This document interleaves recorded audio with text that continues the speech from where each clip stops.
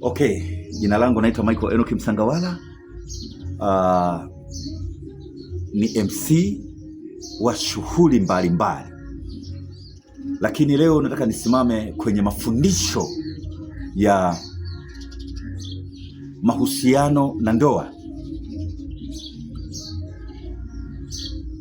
Nitazungumzia upande wa ma-MC kidogo, upande wa wanandoa wenyewe na upande wa wachumba, hasa cha kwanza kwa wachumba wanaotarajia kuwa ni mtu na mwenzi wake wa baadaye.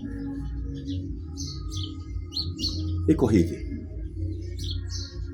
wanaume, nianze kusema na wanaume mnayodhani kuwa kudumu kwenye mahusiano muda mrefu eti ndio kuonekana mwema kwa mpenzi wako, hii sio sawa. Mimi niwaibie siri wanaume, mwanamke huwezi kumjua tabia zake halisi akiwa yupo kwao hata siku moja. Yaani hata uishi ufanye nini, hata uwe umekaa naye miaka 5, eti ni ex wangu, nina miaka naye, ni mpenzi wangu, nina miaka naye 5, nina miaka naye 3, nina miaka naye 4, huwezi kuzijua tabia zake halisi mpaka umekuwa umeishi naye ndio unazijua. Ushawahi kujiuliza kwa nini watu wanaoana wamekuwa ni wachumba kwa miaka 5, lakini leo wanakuja wanaoana wanakaa miezi 3, 4 wanaachana? Ni kwa sababu hawawezi kujuana tabia zao halisi wakati huyu yupo kwao na huyu yupo kwao.